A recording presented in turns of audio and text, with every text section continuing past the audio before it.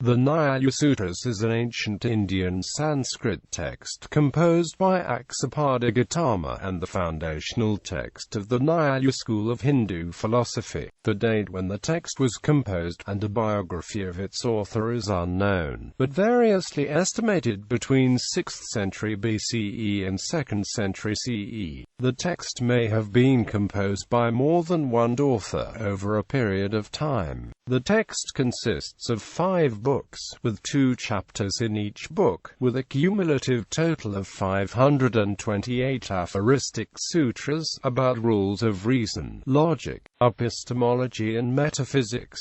The Nyaya Sūtras is a Hindu text, notable for focusing on knowledge and logic, and making no mention of Vedic rituals. The first book is structured as a general introduction and table of contents of 16 categories of knowledge. Book 2 is about pramana. Book 3 is about pramaya, the objects of knowledge, and the text discusses the nature of knowledge in remaining books. It set the foundation for Nyaya tradition of the empirical theory of validity and truth, opposing uncritical appeals to intuition as scriptural authority. The Nyaya Sūtras cover a wide range of topics, including Tarka Vidya, the science of debate, Vada Vidya, the science of discussion. The Nyaya Sūtras are related to but extend the Vaisasika epistemological and metaphysical system. Later commentaries expounded and discussed Nyaya Sūtras, the earliest surviving commentaries being by Vatsyayana, followed by the Nyaya of Udyotakara, Vakaspati Misra's Tat Pariyataka, Udayana's Tat Paryu Parasudi, and Jayanta's Nyaya Manjari. Author and chronology.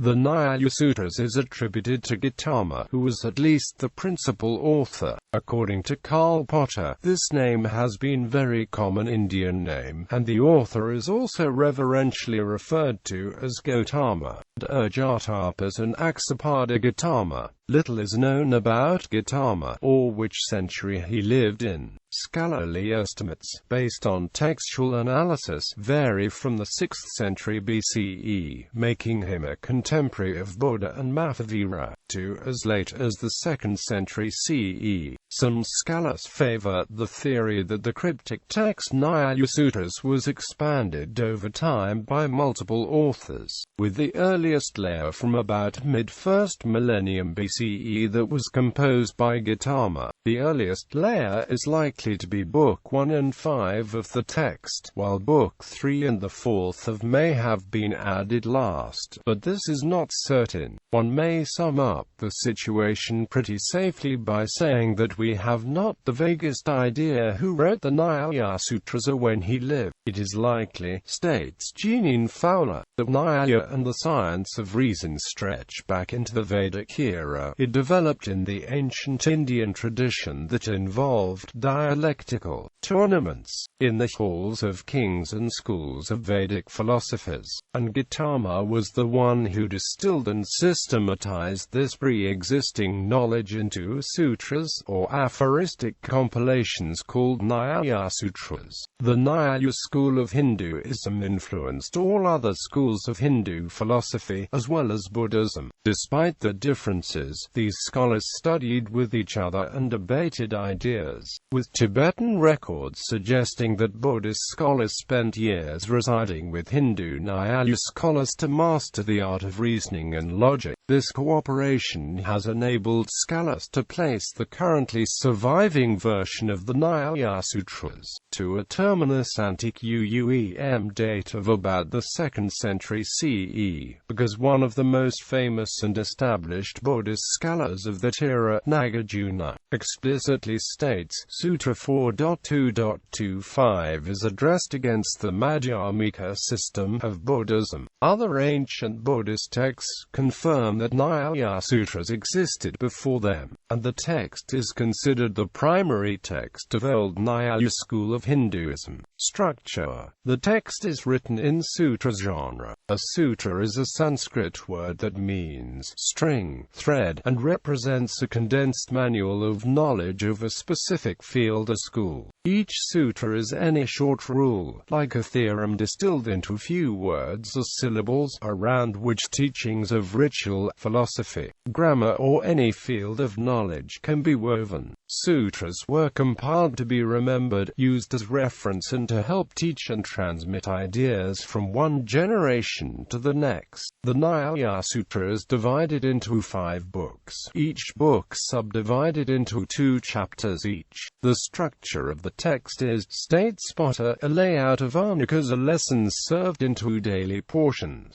with portion consisting of a number of sutras or aphorisms. The architecture of the text is also split and collated into prakaranas or topics, which later commentators such as Vatsyayana and Vakasapati Misra utilized to compose the Bhashya, ancient texts that have survived into the modern era. There are several surviving manuscripts of the Nyaya Sūtras, with a slight difference in number of sutras, of which the Chokumbara edition is often studied. Content. The first Sutra 1.1.1 of the text asserts its scope and the following 16 categories of knowledge as a means to gain competence in any field of interest. Perfection is attained by the correct knowledge about true nature of 16 categories. Means of right knowledge, object of right knowledge, doubt, purpose, familiar instance, established tenet, members of an inference, reasoning, ascertainment of results, discussion, sophistic disputations, gavel, fallacies, quibbles, futile rejoinders, are methods of losing an argument. These 16 categories cover many sections of the text. The verse 1.1.2 of the Nyaya Sutra declares the text's goal is to study and describe the attainment of liberation of soul from wrong knowledge, faults and sorrow, through the application of above 16 categories of perfecting knowledge.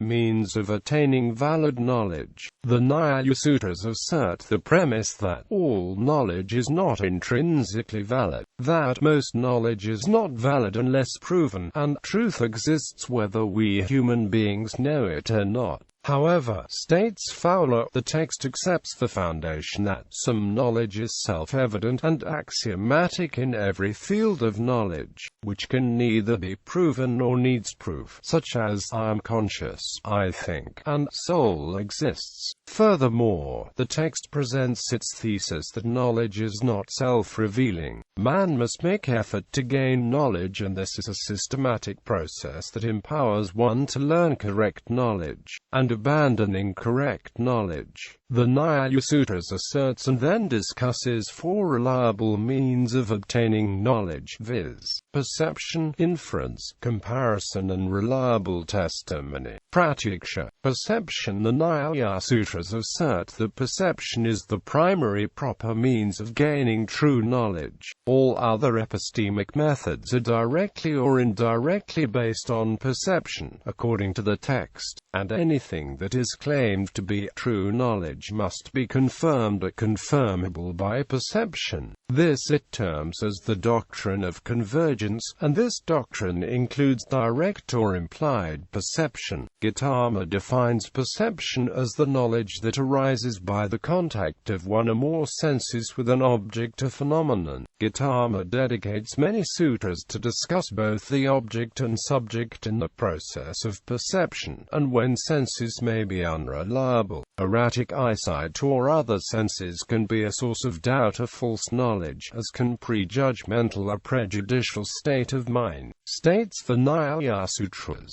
The text asserts pratyaksa leads to laukika or ordinary knowledge, where the 5 senses directly and clearly apprehend a reality, and this is true definite knowledge according to the text. It defines indefinite knowledge as one where there is doubt, and the text gives an example of seeing a distant stationary object in the evening in wonder considering whether it is a post or immanent standing in the distance.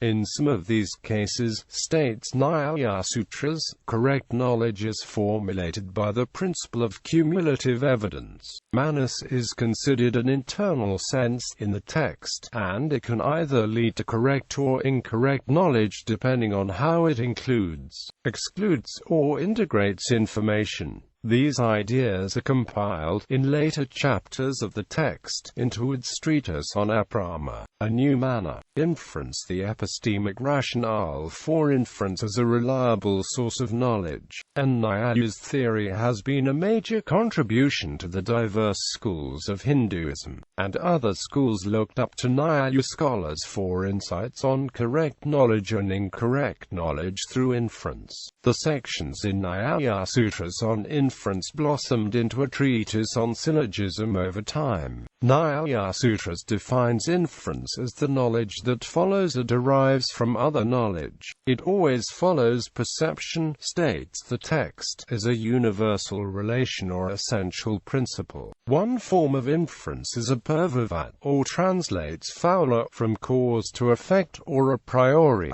Thus, if a path, a road is wet, a river is swollen, states the text, then it has rained, is a valid knowledge. The sutras assert that the universal relationship between the two is necessarily for correct reliable knowledge, that is, if in all cases of A, B is true, then one may correctly infer B whenever A is perceived. Further, there is a causal relation between the two, whether one knows or not of that cause. But inferred knowledge does not require one to know the cause, for it to be valid knowledge, states Nyāya Sūtra. The text states one must not confuse coexistence as universal relation, that while deduction and induction both are useful and valid means for gaining true knowledge, it lists rules when this method can lead to false knowledge. Upamana, comparison and analogy. The word upamana states fowler is a compound of upa and mana. It is a means of gaining knowledge based on similarity, comparison, analogy, and considered reliable in Nyaya and many schools of Hinduism. The Nyaya Sūtras define upamana as the knowledge of a thing based on its likeness to another thing which is familiar. It differs from a new manner in lacking a direct or immediate causal relation. It differs from pratyaksha, states the text, in using a linguistic referent and the foundation of pre-existing knowledge within the individual and what he learned from his teachers, friends, family and past knowledge inherited from the wise, through process of social cooperation. The upamana method is secondary. It relies on perception, combined with linguistic referent and context. Comparison is not isolated. Pramana means, and sometimes works together with the anumana and sabda epistemic methods. Comparison is, in Nyaya Sūtras,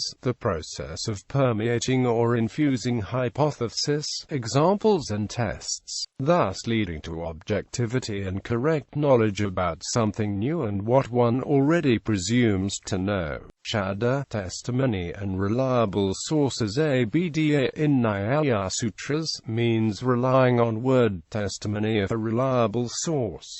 Sabda pramana has been an accepted and reliable method to knowledge by all orthodox schools of Hinduism including Nyaya, asserting that a human being needs to know numerous facts, and with the limited time and energy available, he can learn only a fraction of those facts and truths directly. He must rely on others, his parents, family, friends, teachers, ancestors and kindred members of society to rapidly acquire and share knowledge and thereby enrich each other's lives. This means of gaining correct knowledge is either spoken or written, but it is through sabda. In addition to words, state the Nyaya Sūtras, shada as a means of true knowledge depends on an agreed convention on what words mean. The structure of sentences, establishing context and their import. The source must be reliable and comprehensible, and the receiver of knowledge must be able to understand the knowledge therefrom. The reliability of the source is important, and legitimate knowledge can only come from the sabda of reliable sources. The schools of Hindu philosophy have debated if, how and when reliability of source can be objectively established.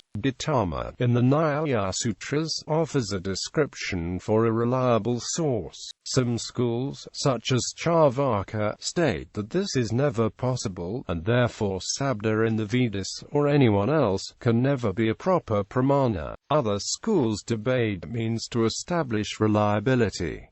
Theory of proper argument. The text, in Sutras 1.1.32 and 1.1.39, presents its theory of proper argument, stating that it must include 5 members: pratna, the proposition, a hypothesis; hetus, the reason; udaharana, the example; apana, the application; nigamana, the conclusion. The text defines and aphoristically discusses each of these.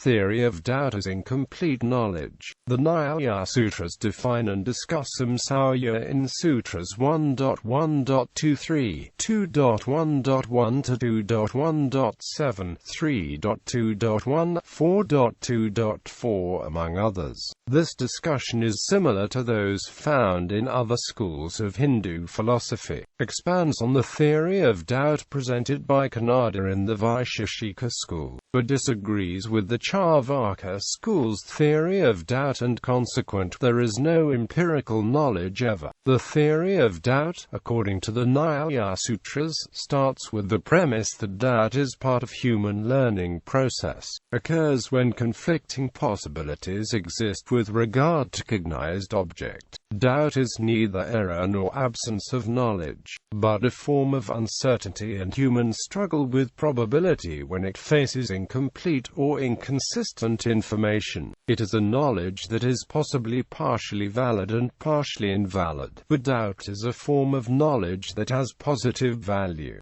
Doubt is an invitation to proceed to further investigation, asserts the text. All 4 means of knowledge discovery may be useful in this investigation, but doubt is both a psychological state and a means to knowledge, not in itself a valid knowledge, state the sutras. Hetvabhasa, theory of errors. The Nyaya Sutra defines error as the knowledge, opinion or conclusion about something that is different than what it really is. Gautama states in the text that the error is always in the process of cognition itself, or the subjective self, and not in the object. It is the duty of the knowledge seeker to test the validity of his knowledge, both in assumptions and through practice. But neither the object of knowledge nor the knowledge itself is responsible for errors. Only the knowledge seeker and his process of cognition is. The Nyaya theory shares ideas found in the theory of errors found in Advaita Vedanta, Buddhism and Mimamsa schools of Indian philosophies, states Rao, and these schools likely influenced each other. The text identifies and cautions against 5 kinds of fallacious reasoning in Sutra 1.2.4, discussing each in the sutras that follow, stating that these lead to false knowledge, in contrast to proper reasoning which leads to true knowledge. The 5 fallacies or errors, according to Nyaya Sūtras, are to be avoided, in addition to watching for debating tricks used by those whose aim isn't true knowledge. The 5 forms of bogus reason identified by the text, states Ganari, are the wandering or erratic, the contradictory, the unproven, the counterbalanced, the untimely. Theory of causality. The Nyaya Sūtras dedicate many sections on causality and causal relations, particularly Book 4. Causes, in Nyaya view, states phaula, are antecedents of their effects invariably and unconditionally. A specific effect is produced by a specific cause, and in Nyaya Sūtras view a specific cause produces a specific effect and no other. The sutras assert that there cannot be reciprocity to a cause. Either we misunderstand the cause or misapprehend the effect. The text rejects remote of supernatural causes, and rejects the qualities of causes. The text asserts that causes are immediately antecedent, causes exist before an effect in time, and to know something is to understand the effect and the specific cause. The text identifies three types of causes: inherent or material cause, non-inherent cause, and efficient cause. These, it states, arise from dravya, guna and karma.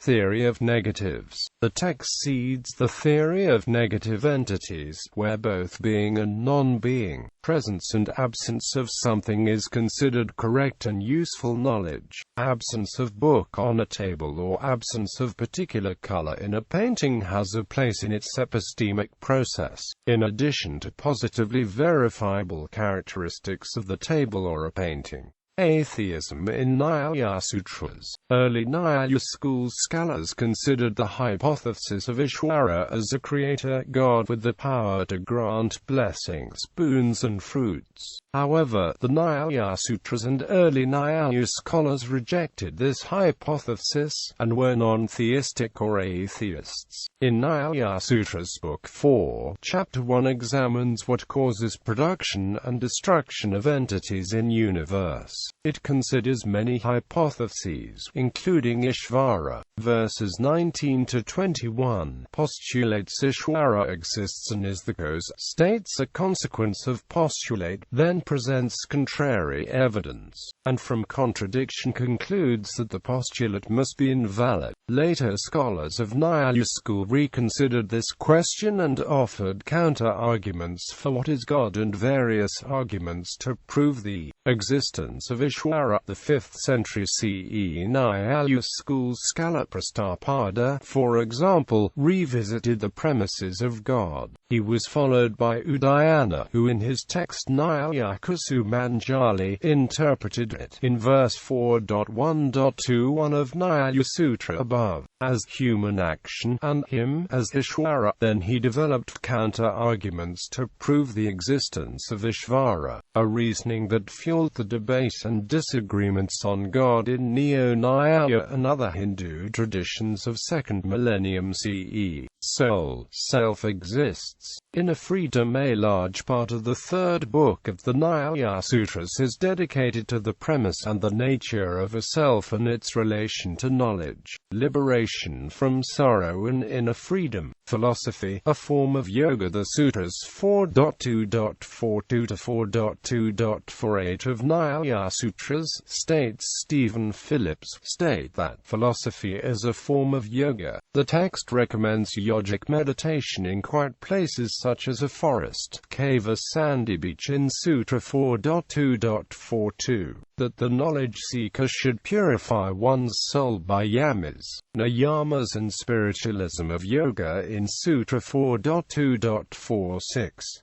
meditation is a treasured and recommended practice in the text, and extensively discussed by Nyaya scholars that followed Akṣapāda Gautama. The Vatsyayana wrote in his commentary on Nyaya Sutras, for example, that meditation is that which enables the mind to contact one's soul, which is accompanied by a conscious eagerness to get at the truth, and such meditation is an essential practice to gain true knowledge. The Nyaya Sutras state that one must study the means of correct knowledge and hold discussions with the learned, sincere and unenvious fellow seekers of knowledge. State Sutras 4.2.47 and 4.2.48.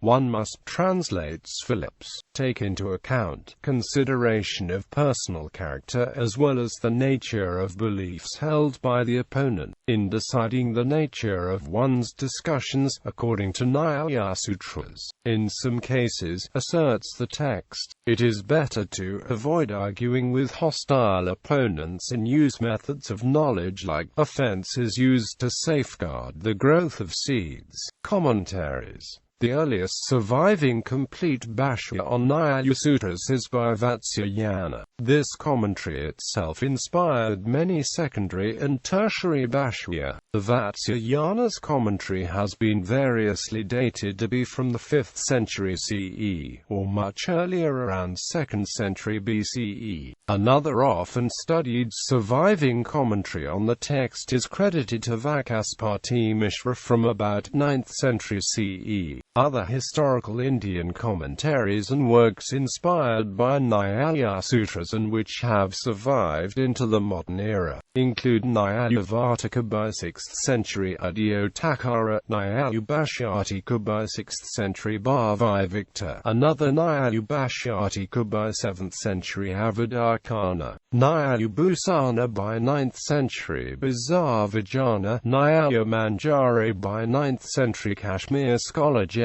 Antabata, Nyāya Prakarnaka by 10th century Karnata scholar Trilokana, and Nyāya Kandali by 10th century Bengal scholar Sridhara. Numerous other commentaries are referenced in other Indian historical texts, but these manuscripts are either lost or yet to be found. Starting around 11th to 12th century CE, Udayana wrote a primary work that built upon and expanded the theories on reason found in Nyaya Sūtras. Udayana's work created the foundation for Navya Nyaya school. The Hindu scholar Gangasa of 13th to 14th century integrated the Gautama's Nyaya Sūtras and Udayana's Navya Nyaya work to create the influential Tattva Sintamani text considered a masterpiece by scholars. Influence on Hinduism's soul, Buddhism's no-soul debate. The Nyaya Sūtras have been one of the foundations for the historic debate between Hinduism's premise that an ultimate reality in Atman exists, and Buddhism's premise that there is voidness and anatta. In Nyaya Sūtra, the Buddhist premises and arguments to refute those premises are found in many chapters, such as Sutras of chapters 3.2, 4.1 and 4.2. The text has been influential in this debate, with the 2nd century Buddhist scholar Nagarjuna states that the Nyaya school and Buddhism differ on their conception of self and the views on the Vedas, and the Sutra 4.2.25 of Nyaya Sutra is addressed against the Madhyamika system of Buddhism. Nagarjuna's Madhyamika Karika targets Nyaya Sutra, among other Hindu texts, for his critique and in order to establish his doctrine of no self and voidness. In this text, Anvigrahavyāvartani, he presents his proof of voidness by challenging the pramanas at the foundation of Nyaya Sūtras. In his work Pramanavaihatana, Nagarjuna takes up each of the 16 categories of knowledge in Gautama's Nyaya Sūtras at the foundation of Nyaya's discussion of soul exists and the nature of soul in liberation process, and critiques them using the argument that these categories are relational and therefore unreal. The Nagarjuna's texts, along with Gautama's Nyaya Sūtras, states Sunjit Sadhu Khan influenced Vatsyayana's work, who called Nagarjuna's doctrine of voidness as flawed, and presented his arguments refuting Nagarjuna's theory on objects of knowledge are unreal, like a dream or a form of jugglery and a mirage, but by first presenting his demonstration that the theory of reason and knowledge in the Nyaya Sūtras are valid. The Buddhist thesis that all things are negative in nature is rejected, as is the view that all things are eternal or that all things are non-eternal. Both these latter views are untrue to experience. On Vedanta traditions, the Nyaya Sūtras were influential to the Vedanta schools of Hindu philosophy, and provided the epistemological foundations. The terms Nyaya and Mimamsa were synonymous, states Hajime Nakamura in the earliest Dharma Sutras of 1st millennium BCE. Over time, Nyaya, Mimamsa and Vedanta became three distinct and related schools.